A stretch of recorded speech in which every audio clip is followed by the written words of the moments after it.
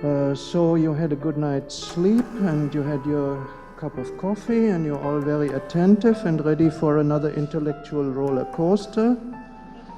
Fasten your seatbelts.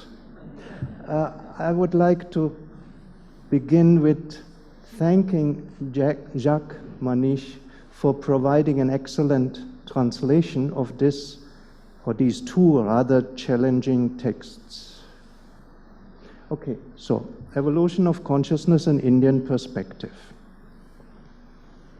At a time when the brain was still thought to be a machine, there was a notion that science had exorcised the ghost in the machine. Today we know better. What has been exorcised is the machine. We cannot inquire into the relation between mind and matter if we have no idea what matter is. As far as science is concerned, matter can only be defined as that which satisfies the laws of physics. This tells us nothing about the nature of matter, other than that it satisfies the laws of physics. As the physicist Carl Friedrich von Weizsäcker said, matter, which we can now define only as that which satisfies the laws of physics, may be spirit, insofar as the spirit can be objectified. Consciousness appears to many to be the greatest theoretical challenge of our time. The mystery is that the world appears to exist twice, once in itself, independently of our minds, and once again for us, in our minds. The mystery is not that the widely discussed hard problem of consciousness, which is the problem of explaining how physical processes in a brain give rise to the qualities that adorn the experienced world, which philosophers nowadays refer to as qualia. This problem only arises if one assumes that physical processes give rise to qualia. Whether this is the case depends on what we mean by physical processes. If we mean processes that are governed by physical laws, mathematical laws that only contain quantities, then there is no intelligible way for physical processes to give rise to qualia. If, on the other hand, by physical processes we mean processes that do give rise to qualia, then we don't know what they are. It is not only the sensations of color, sound, taste, smell, and touch that fail to be reducible to quantities. Our experiences of space and time are qualitative as well. Time is not just a set of numbers called instants, and space is not just a set of triplets of numbers called positions, which is how physicists think of time and space. The word position has a qualitative meaning, which it derives from phenomenal space, the expanse that contains our perceptions and imaginations. And the word instant, too, has a qualitative meaning, which it derives from the successive character of experienced time. Patterns of electrochemical pulses in a brain can yield quantitative parameters that correlate with the qualitative aspects of experience, including the qualitative experience of the expanse of space and the qualitative experience of succession or change. But it cannot produce these qualitative aspects, let alone give rise to the conscious self by which they are experienced. The information that the brain extracts from the images falling on the retinas in our eyes is encoded in quantitative parameters that need to be interpreted. The interpretation of these parameters presupposes acquaintance with phenomenal space and time. And such acquaintance is not something that neural processes can provide.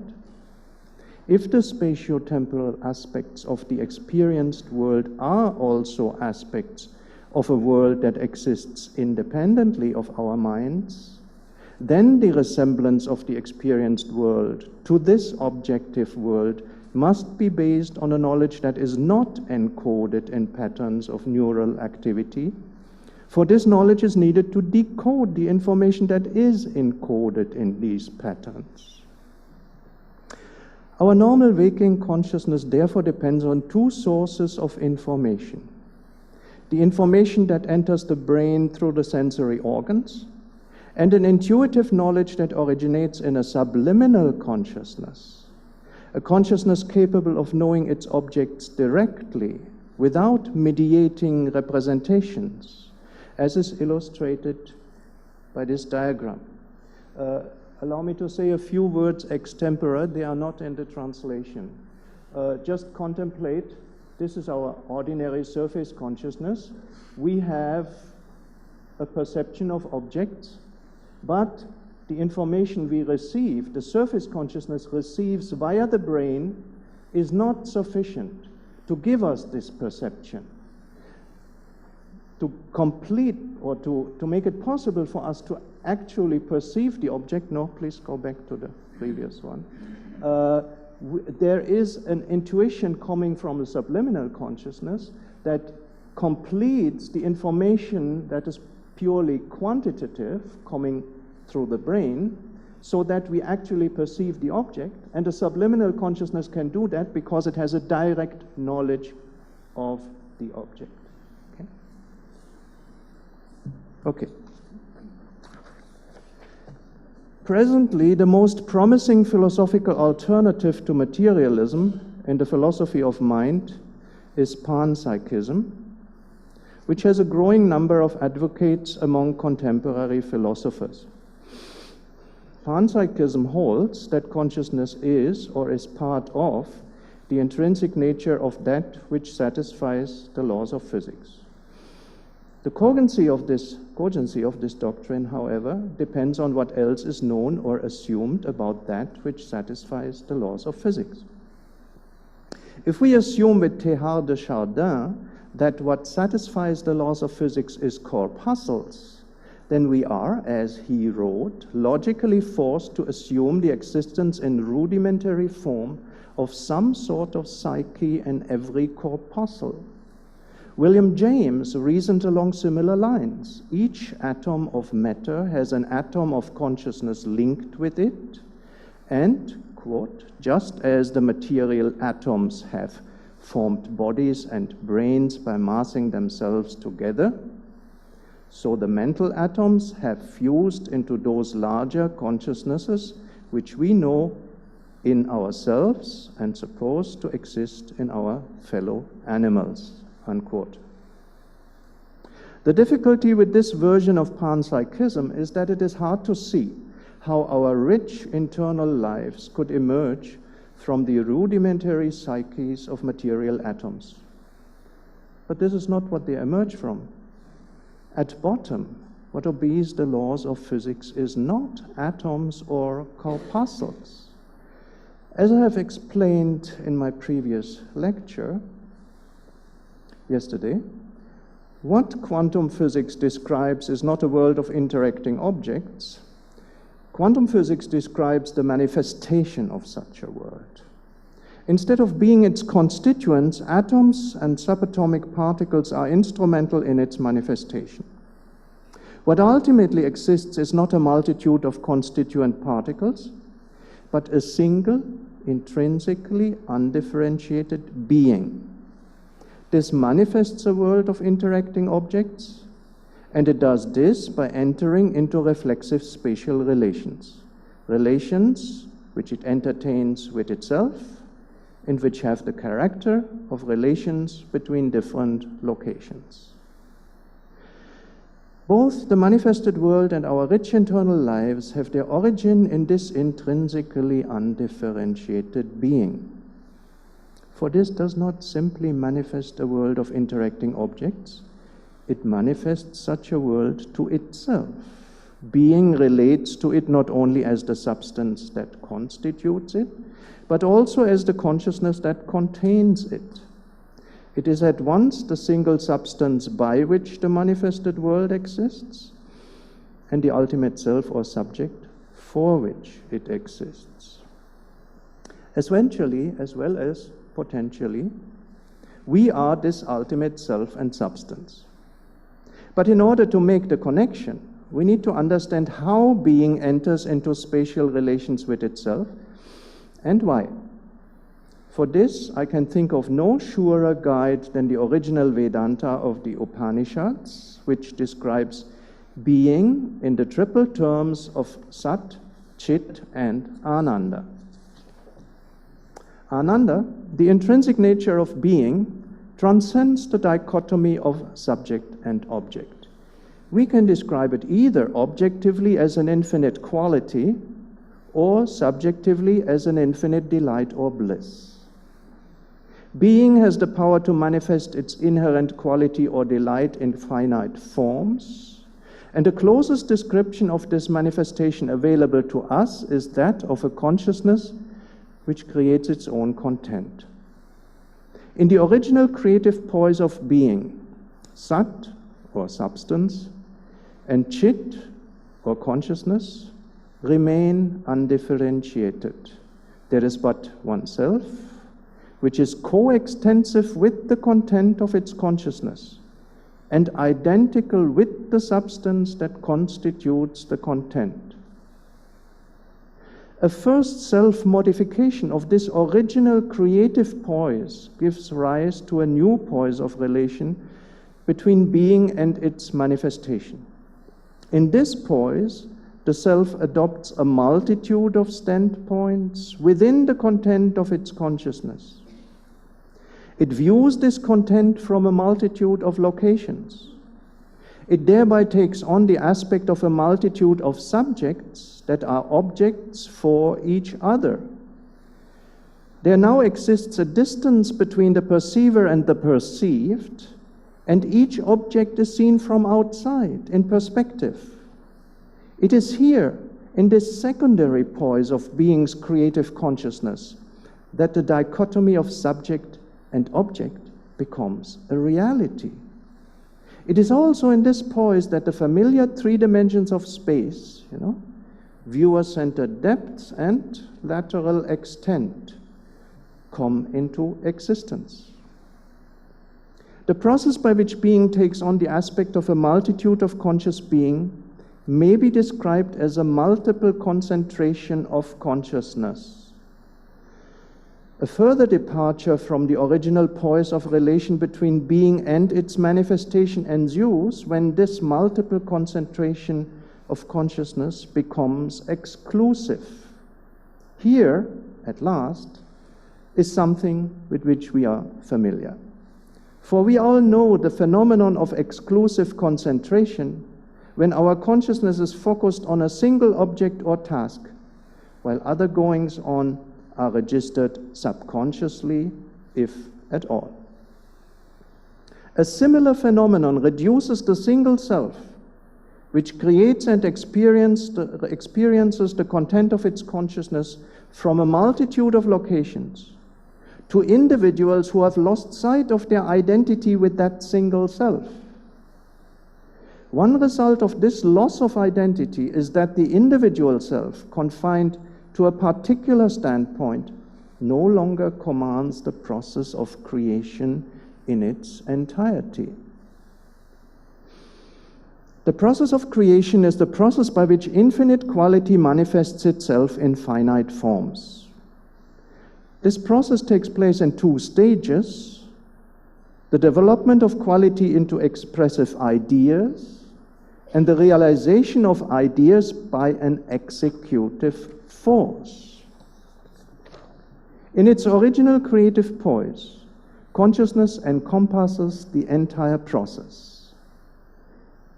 Individuals who are no longer aware of being a single self interacting with itself from a multitude of locations, on the other hand, also are no longer aware of the infinite quality at the heart of existence. While the characteristic activity of their consciousness remains the formation of expressive ideas, They receive the qualities which their ideas serve to express from a source of which they are no longer conscious. Their consciousness is closer to the consciousness we are familiar with, but it does not suffer from the debilitating consequences of an evolutionary past. A further modification of the relation between being and its manifestation gives rise to individuals whose characteristic activity is the execution of ideas rather than their formation, individuals who receive even the ideas they execute from a subliminal source. And finally, when the multiple exclusive concentration of the consciousness aspect of being is carried to its logical conclusion, it results in individuals who also lack the power to execute ideas. And since this power is responsible for the existence of individual forms, the result is a multitude of formless individuals, which are none other than the particles studied by physicists. To summarize, what we learn from quantum physics is that there is a single intrinsically undifferentiated being, and that this manifests the world by entering into spatial relations with itself. What quantum physics cannot tell us is how this being enters into spatial relations with itself and why. But if we identify this being with the ultimate reality described by the Upanishads as Satchit Ananda, we learn that the creation of the physical world is the final outcome of an involutionary process of consciousness, a process of progressive self-concealment. First, the ability to develop infinite quality into expressive forms disappears.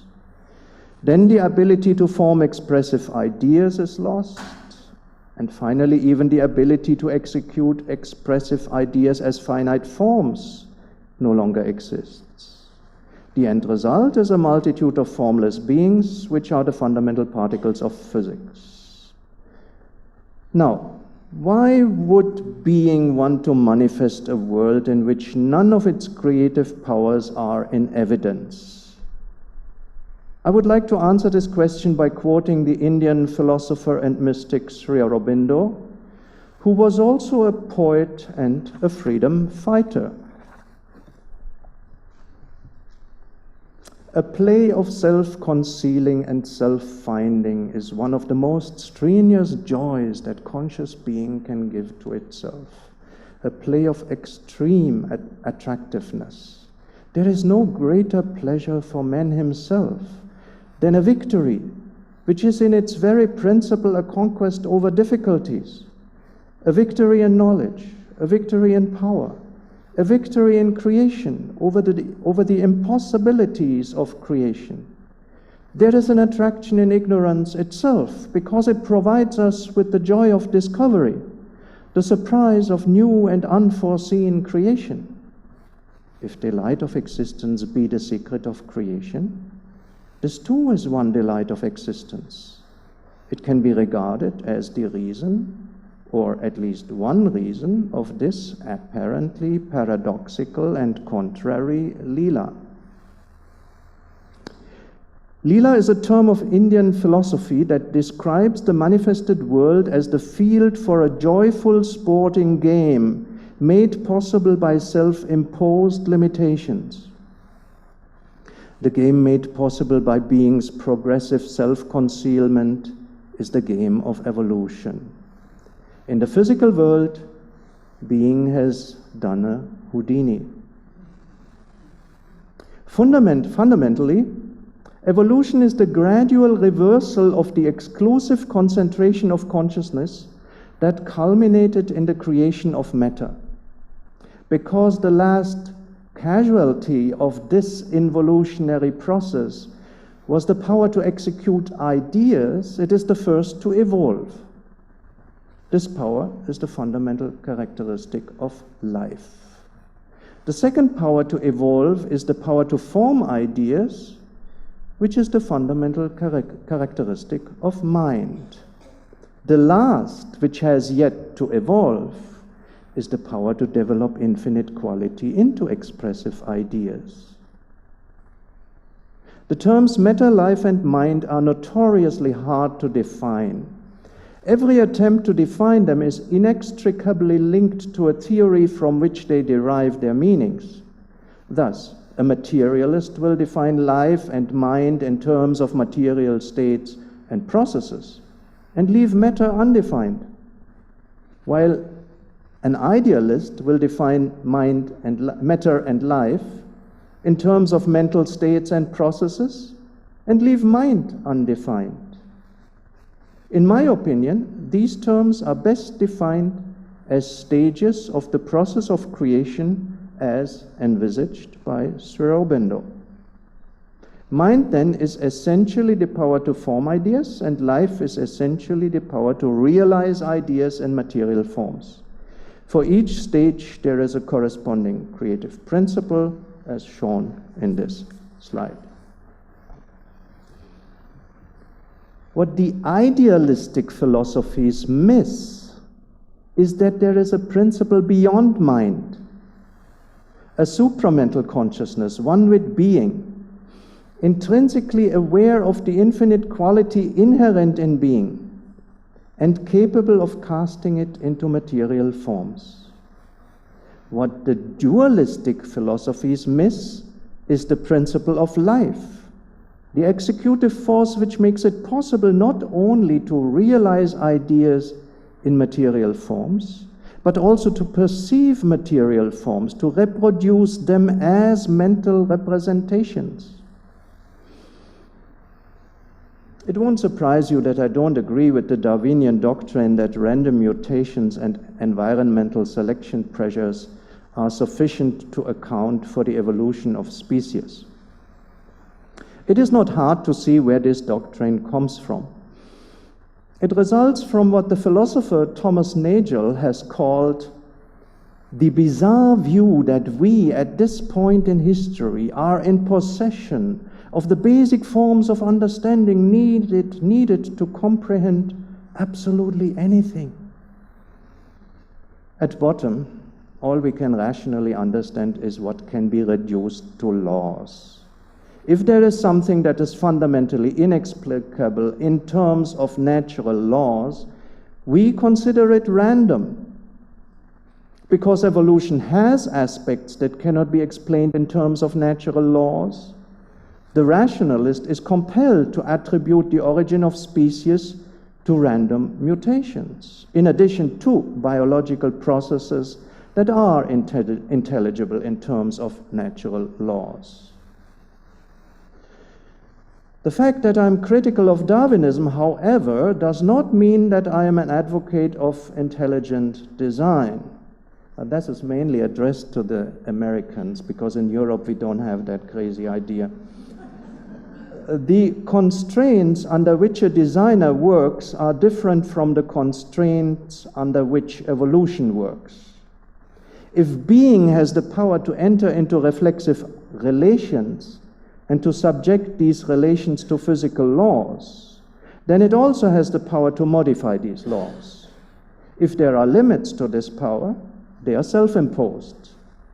Thus, while a designer makes use of the physical laws without being able to change them, evolution works through modifications of these laws. The objection may now be made that modifications of the laws of physics have never been observed. But this is what we should expect. Considering the Houdini-esque purpose of this evolutionary manifestation, it stands to reason that the range of possible modifications will be seriously limited, so limited that no presently feasible experiment can reveal statistically significant departures from what the physical laws predict. The force at work in the physical world has two purposes to pursue. Its first aim is to bring into play the creative powers of life and mind, the power to execute ideas and the power to generate ideas. Because it has to effect this through tightly constrained modifications of the physical laws, The evolution of life necessitates the creation of increasingly complex organisms, and the evolution of mind necessitates the creation of increasingly complex nervous systems. The second aim is to express at any stage in the course of evolution, by whatever means available at that stage, the infinite quality at the heart of reality. This accounts for the immense variety and undeniable beauty of living forms. It used to be said that qualities like colors and sounds are nothing but quantities, such as electromagnetic or acoustic frequencies.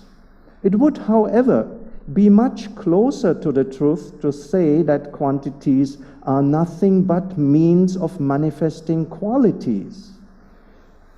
And here I'm not speaking merely of sensory qualities. I'm also speaking of the transcendental qualities of beauty and goodness. While beauty is the way in which the intrinsic nature of being manifests itself in forms, goodness is the way in which it manifests itself in actions.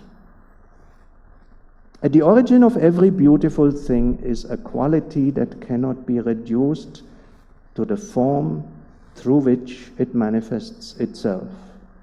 This is the fundamental reason why evolution has aspects that cannot be understood in terms of natural laws, aspects which the rationalist is compelled to attribute to factors that are purely random.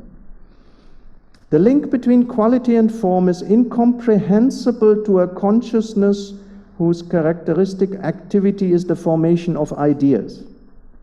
It is accessible only to a consciousness whose characteristic activity is the development of quality into expressive ideas, a supramental consciousness that is directly aware of the qualities to which it gives expression. If our social world exhibits an appalling lack of beauty and goodness, it is because this consciousness has yet to evolve. Closely related to the mystery of consciousness is the enigma of free will. We believe that our actions result from voluntary decisions. While these decisions are invariably constrained by pressures and circumstances of which we are more or less aware, we believe that the ultimate responsibility rests with us. We experience ourselves and conceive of ourselves as the authors of our decisions and actions. But are these intuitions trustworthy? Those who believe that these intuitions are sound may welcome the idea that the physical processes which take place in our brains are susceptible to modification.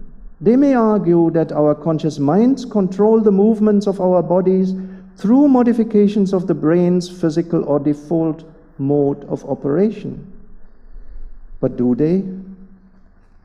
Neuropsychological investigation, phenomenological introspection, and most systems of Indian philosophy all seem to agree that the movements of our bodies are not controlled by our conscious minds. If something modifies the brain's physical mode of operation, it is not our conscious mind. It is well documented, for instance, that we remove our hands from a fire before we feel the pain, even though it seems to us retrospectively that we removed our hands in response to the pain. And while we pride ourselves on the ability to make rational decisions and to carry them out, there are two gaping holes in the phenomenology of rational action. There is a gap between our reflecting on the pros and cons of a particular course of action and the decision to carry it out. There is another gap between the will or intention to carry out a particular action and its actual performance. While folk psychology fills these gaps with a fictional self in charge, I reflected, I decided, I acted. All that is warranted by introspection is that thoughts occurred, a decision was taken, and an action was performed. What light does Indian philosophy shed on the enigma of free will? Many systems of Indian philosophy share the fundamental distinction between Purusha and Prakriti, or soul and nature. Prakriti, which includes our minds, operates deterministically. The Purusha, mistakenly identifying himself with certain physical and certain mental operations of Prakriti, wrongly believes that he chooses and acts when in fact his thoughts, his motives, and his choices are determined by her, Prakriti.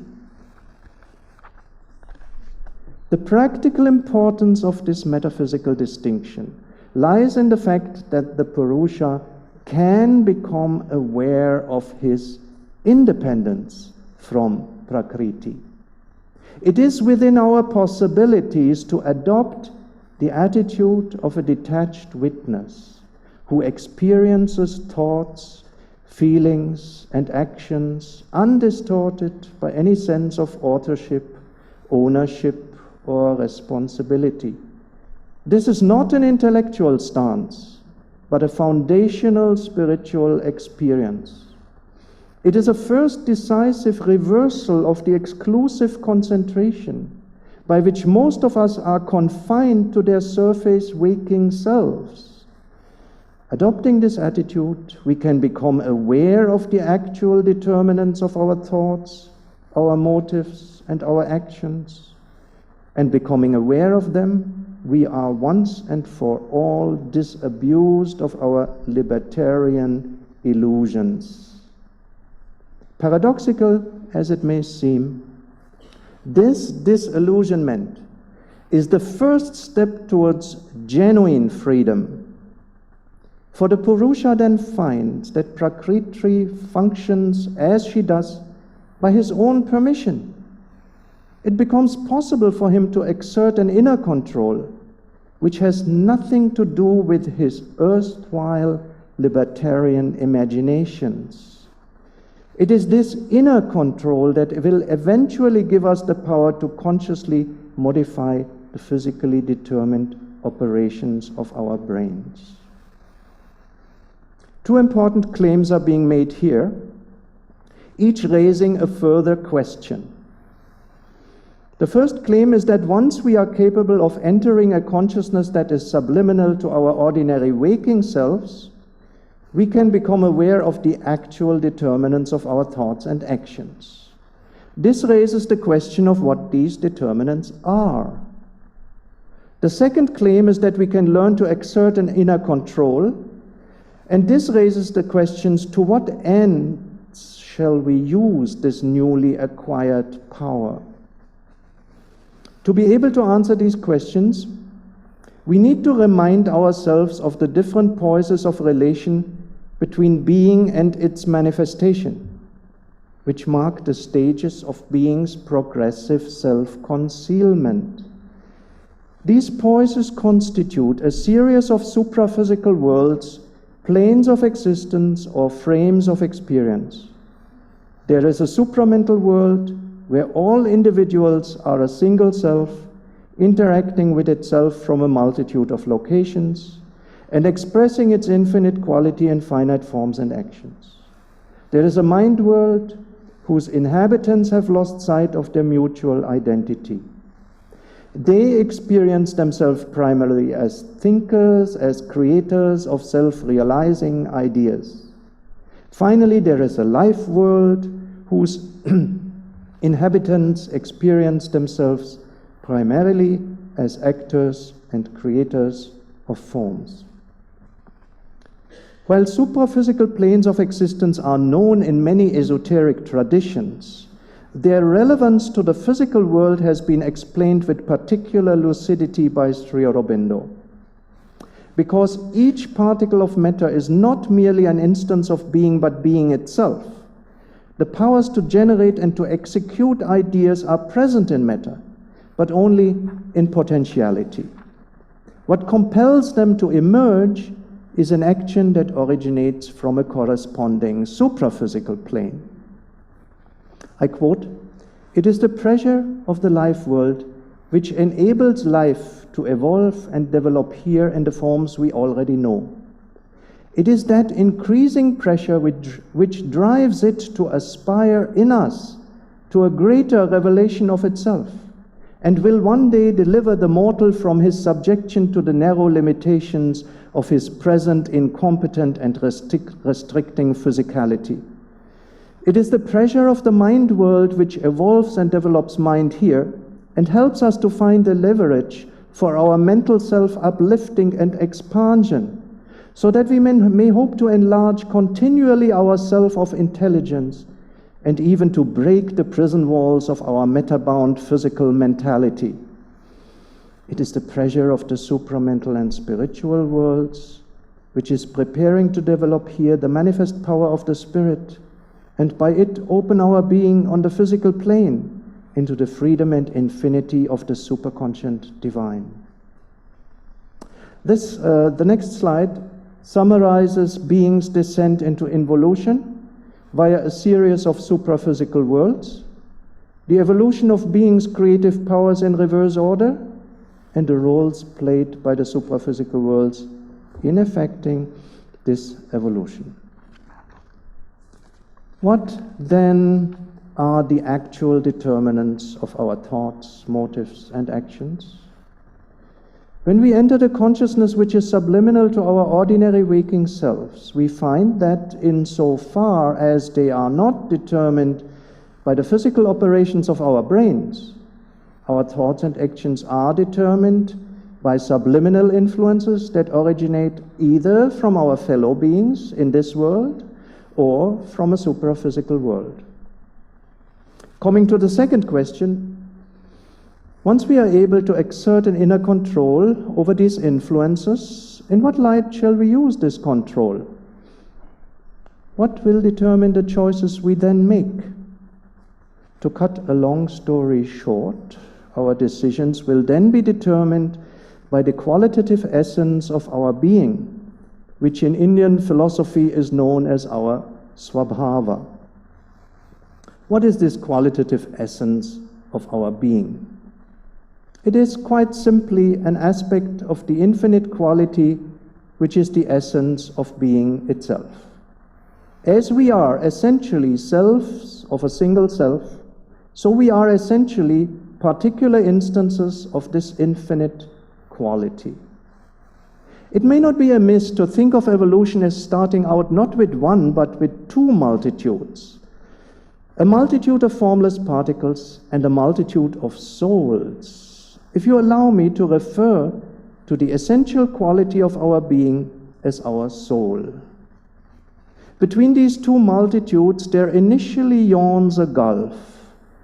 While the soul at first lacks the power to develop its essential quality into ideas and forms, the world of particles at first lacks the power to execute ideas except for the ideas of an inanimate universe, by which idea the stage for the drama of evolution was set. Evolution may be likened to the construction of a bridge between our qualitative essences and the realm of material forms.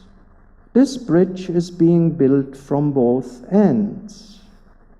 Once life and mind are sufficiently evolved on the side of material forms, and once the Purusha has disengaged himself from Prakriti, has acquired the power to modify her deterministic operations, and has become aware of his soul, he will use this power to manifest his soul in the material world.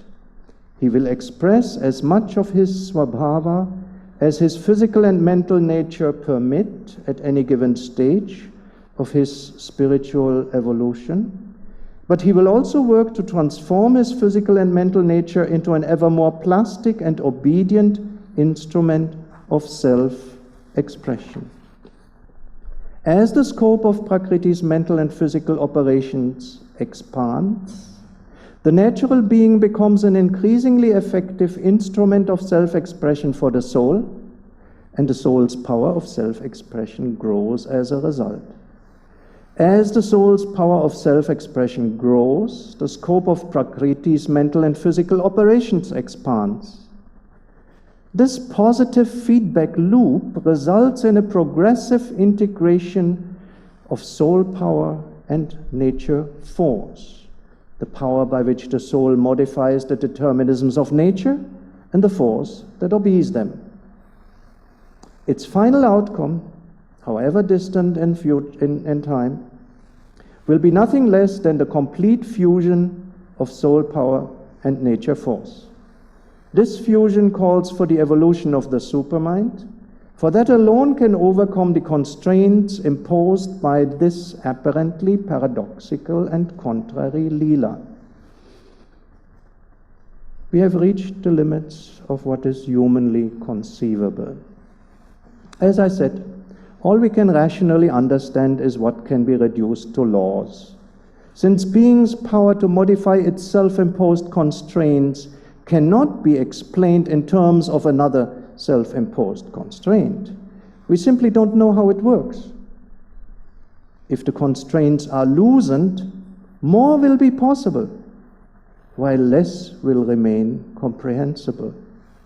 If the constraints were removed, everything would become possible and nothing would be comprehensible anymore to our mental way of knowing. Unfortunately, or rather fortunately, the evolution of the supermind will remove the constraints. As you will remember, it was due to them that the evolution of life had to depend on the creation of complex organisms, and that the evolution of mind had to depend on the creation of a complex nervous system. Once the constraints are removed, that complexity will have served its purpose. Once the integration of nature force into soul power is complete, the Purusha no longer needs a brain to develop his essence of quality into ideas, and he no longer needs a complex biological organism to give his creative ideas a material form. All of this seems perfectly preposterous, to be sure, but let us try to understand why. The evolution of consciousness consists in a successive emergence of new ways of experiencing the world. Our theoretical dealings with the world are conditioned by the manner in which we, at this point in history, experience the world. While the theoretical models that we know how to construct have enabled us to learn much about the evolutionary past, they are bound to leave us clueless as to how a supramental conscious being will experience the world. But this means that they leave us clueless as to the true nature of the world and its possibilities, given that the world is the creation of a supramental consciousness. We may not know how the world is perceived by an organism as alien as a bat. But there are earlier expressions of human consciousness which reveal how our present mode of consciousness differs from the earlier modes. Consider, for instance, the ancient notion that the world is contained in a sphere, which has the fixed stars attached to its boundary, the firmament. We cannot but ask, what is outside that sphere? Those who held this notion could not, because for them the third dimension of space, viewer-centered depth, did not at all have the reality that it has for us. This is precisely why they could not handle perspective in drawing or painting, and why they were unable to arrive at the subject-free stance, which is a prerequisite of modern science. All this became possible only during the Renaissance. Their way of making sense of the world was mythological, while ours is scientific.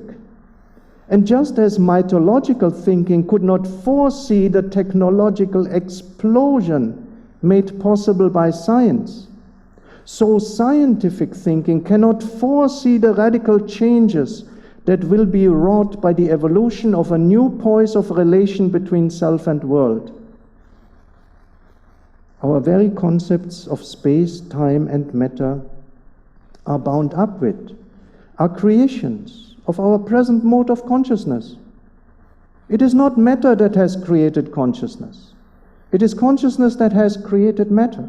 First, by carrying its multiple exclusive concentration to the point of being reduced to a multitude of formless particles, and again by evolving our present mode of experiencing the world, which is capable of integrating our location-bound perspectives into a subject-free world of three-dimensional objects.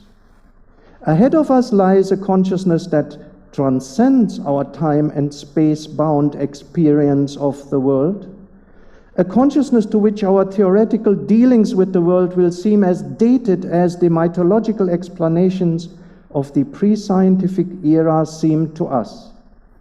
This consciousness will add another qualitative dimension to the experienced world. Matter will become transparent. It will reveal its ultimate constituent, and this will be known to be one with the ultimate subject. To conclude with a couple of lines from Sri Aurobindo's epic poem Savitri, the spirit shall look out through matter's gaze, and matter shall reveal the spirit's face. Thank you.